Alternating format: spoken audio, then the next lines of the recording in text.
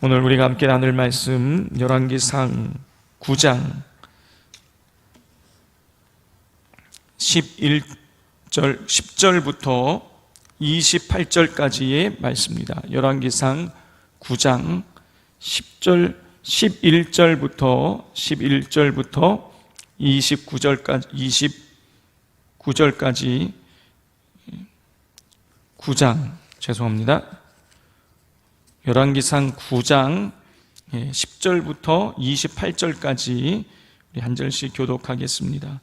솔로몬이 두 집 곧 여호와의 성전과 왕궁을 20년 만에 건축하기를 마치고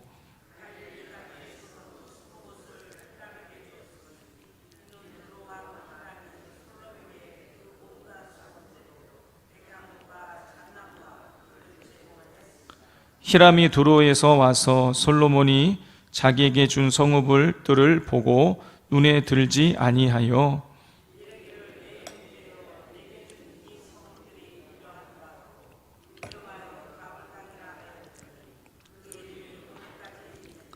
히람이 금 120달란트를 왕에게 보내었더라.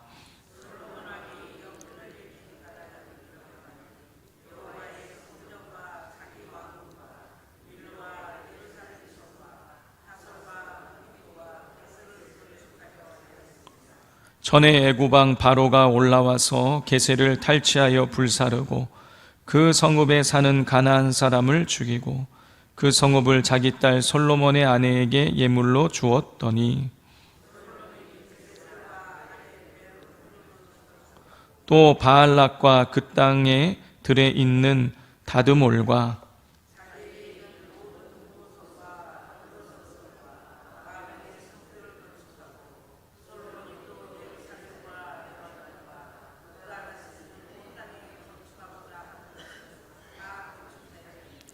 이스라엘 자손이 아닌 아모리 사람과 헷 사람과 브리스 사람과 휘 사람과 여부스 사람 중 남아있는 모든 사람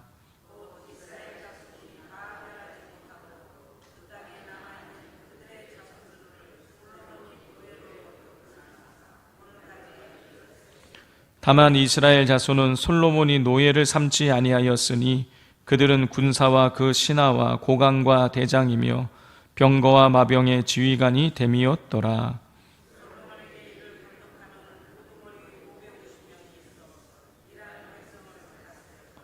바로의 딸이 다윗성에서부터 올라와 솔로몬이 그를 위하여 건축한 궁에 이를 때에 솔로몬이 밀로를 건축하였더라.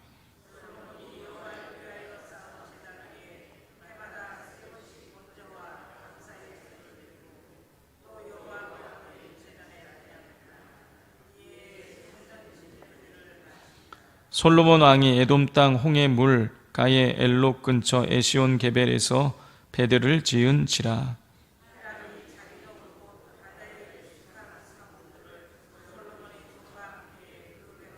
함께 읽겠습니다.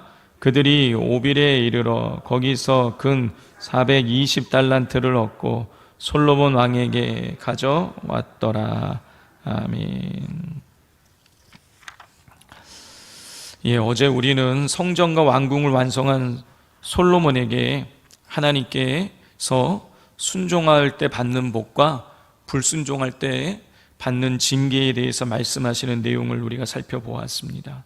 자, 오늘 본문은 20년 동안 성전과 왕궁을 걸쳐 20년에 걸쳐서 다 완공하고 난 이후에 있었던 두 가지 이야기가 소개되어 있습니다. 첫 번째는 두로왕 히람과 얽혀있는 이야기입니다. 솔로몬이 20년 동안 성전과 왕궁을 건축할 때에 이 두로왕 히람은 백향목과 잣나무와 금을 제공했습니다. 그래서 건축 자재를 제공했던 것이죠.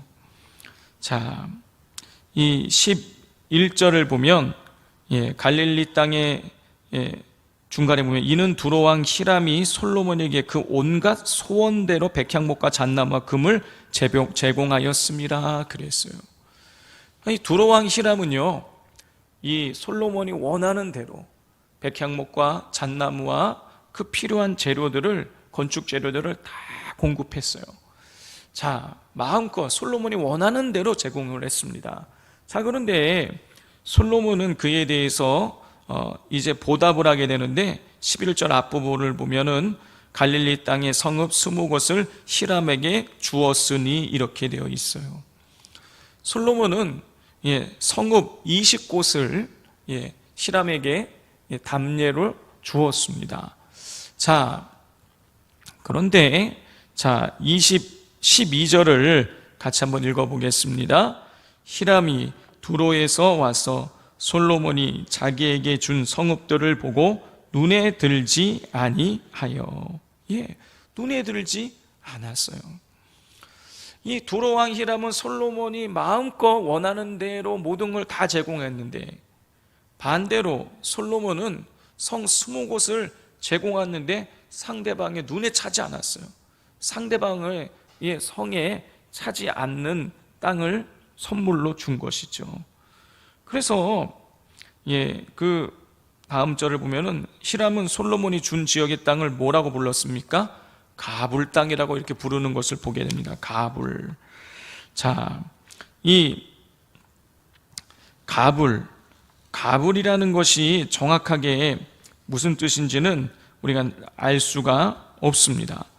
자, 13절에 가불 땅이라 그랬는데, 그런데 성경의 학자들은 이 가불이라는 이 단어의 뜻이 불모지라는 뜻으로 그렇게 추측을 합니다. 그러니까 솔로몬이 준 땅이, 이 두로왕 히람은 잣나무와 백향목을 원하는 만큼 줄 수 있을 만큼 아주 기름진 땅이었어요. 우리 한 2주 전쯤에 금요일 날 오신 김상진 선교사님이 있었던 그 지역이 지금 두로왕이 사는 그 지역이에요. 거기는 뭐 백향목도 자라고 막 먹다가 씨를 뱉어놓으면 거기서 그냥 알아서 또 열매가 자랄 수 있는 땅이 기름진 땅인데, 솔로몬이 준 땅은 그런 땅이 아니라는 것이죠. 자, 그런데 또 두로왕 히람은 그렇게 솔로몬이 별로 좋지 않은 땅을 주었음에도 불구하고 14절을 보면 또 그 담례로 120달란트를 또 솔로몬에게 선물로 보내는 것을 보게 됩니다. 어마어마한 양인 것, 몇백 킬로의 금을 보낸 것입니다. 성도 여러분, 지혜왕 솔로몬이었지만 솔로몬은 자신을 그렇게 적극적으로 도왔던 동료의 마음을 잘 헤아리지 못하여서 결국에는 그 관계를 어렵게 만들고 말았습니다. 우리가 하나님의 복을 받았을 때, 하나님의 복 가운데에 솔로몬이 성전도 건축하고 왕궁도 20년 동안 건축할 수 있었는 것이었는데, 하나님의 복을 주변 이웃들과 나눌 수 있어야 되는 것입니다. 하나님께서 우리에게 복을 주시는 이유는 우리만 잘 먹고 잘 살라고 하시는 것이 아니에요. 이웃을, 나를 통해서 하나님께서 이웃에게 하나님의 은혜가 흘러가게 만들기 위해서 있는 것입니다. 자, 이 사실을 기억하시고 우리 주변에 있는 이웃들의 마음을 잘 헤아리시고 또 보듬어 나가실 수 있기를 바랍니다. 자, 오늘 본문에 나오는 두 번째 이야기는 솔로몬의 건축과 관련된 것이에요. 우리 17절부터 19절까지를 우리 한 절씩 교독해 보겠습니다. 솔로몬이 게셀과 아렛, 베토론을 건축하고, 함께 읽겠습니다. 자기에게 있는 모든 국고성과 병거성들과 마병의 성들을 건축하고, 솔로몬이 또 예루살렘과 레바논과 그가 다스리는 온 땅에 건축하고자 하던 것을 다 건축하였는데, 솔로몬은 20년 동안 성전과 왕궁을 건축했어요. 그런데 거기에서 끝나지 않고 그는 다양한 지역을 건축하여 개발했습니다. 그리고 또 국고성과 병거성과 마병의 성을 건축했다고 기록하고 있어요. 자, 19절을 보면은 솔로몬이 그렇게 성전, 왕궁, 국고성, 병거성, 마병성 또 여러 지역을 그렇게 건축해서 했는데, 솔로몬이 또 예루살렘과 레바논과 그가 다스리는 온 땅에 건축하고자 하던 것을 다 건축했다 기록하고 있어요. 그러니까 솔로몬이 하고 싶은 만큼 원하는 대로 모든 그 건축을 다 할 수 있었다. 원하는 데는 원하는 것을 다 이루었다라는 그런 뜻인 것이죠.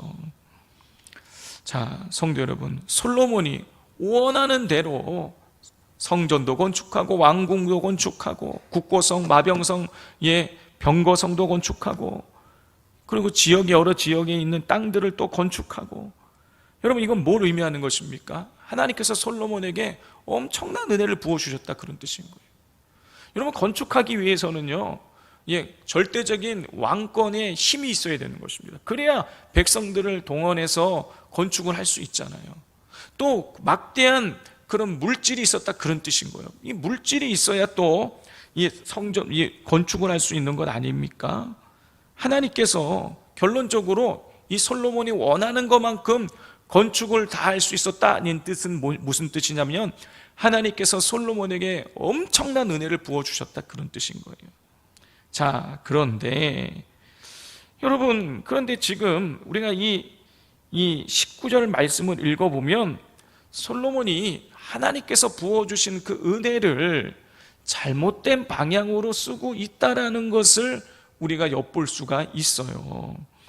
자, 이미 말씀드린 것처럼 19절을 보면 솔로몬이 뭘 건축했다고 나오고 있습니까? 병거성들과 마병의 성들을 건축했다라고 기록하고 있어요. 그냥 병거성과 마병성이 아니라 병거성들과 마병성들을 건축했다고 기록하고 있습니다. 자, 이건 뭘 의미하는 것일까요? 그만큼 병거를 많이 가지고 있었다는 뜻인 거예요.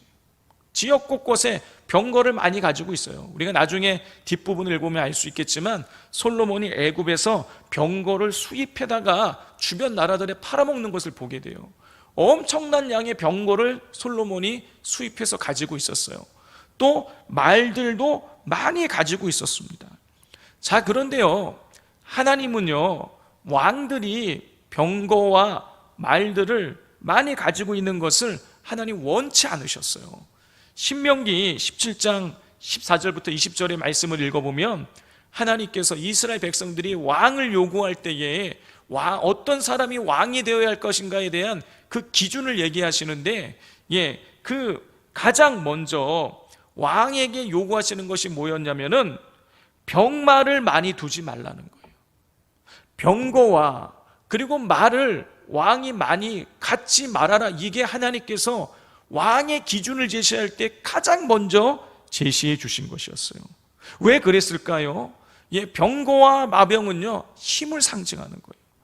자기의 힘을 의지하고 하나님을 의지하지 않을 수 있기에 왕은 병거와 말들을 많이 갖지 말아라 라고 하나님께서 첫 번째 기준으로 제시해 주셨는데, 솔로몬이 엄청난 양의 병거와 말들을 가지고 있어서 병거 성들과 마병 성들을 따로 세워야 할 만큼 그렇게 많은 것을 소유하고 있었다는 것이죠.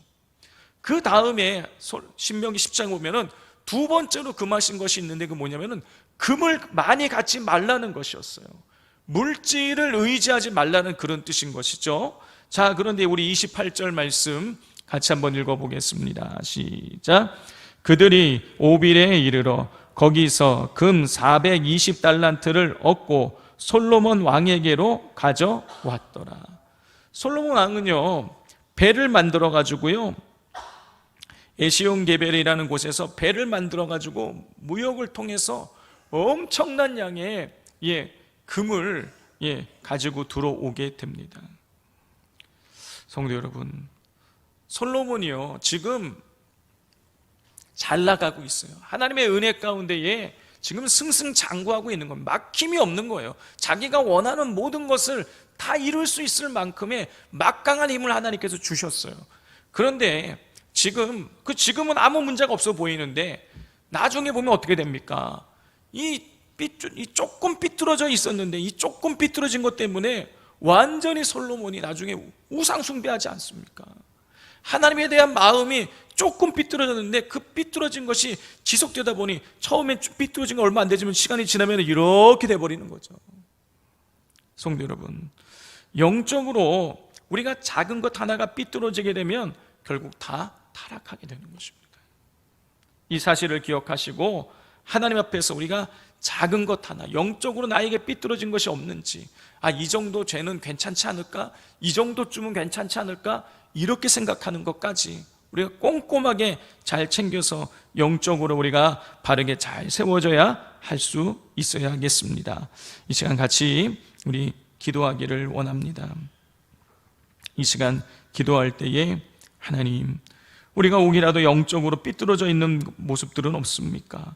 영적으로 흐트러져 있는 것은 없습니까? 또 그것은 알면서도 그냥 우리가 방치해 놓고는 있지는 않습니까? 하나님, 우리가 영적으로 기강을 바로잡게 하여 주옵소서. 영적인 경각심을 가지고 바르게 깨어 있을 수 있게 해달라고 기도해 주시고, 또 우리 솔로몬처럼 우리를 존대해 주고 존귀하게 여겨줬던 이웃을 우리가 무관심하게 여기고 그냥 마음을 섭섭하게 한 일은 없는지를 되돌아보면서 우리가 하나님 주변의 이웃 사람들에게 내가 받은 하나님의 은혜를 흘려보낼 수 있게 하나님 해달라고 기도해 주시고, 또 오늘 저녁에 있을 수요 예배를 위해서 비전센터를 위하여서 한 번 더 기도를 해 주십시오. 이 시간 주여 부르짖고 주여 삼창하고 기도하겠습니다. 주여 주여 주여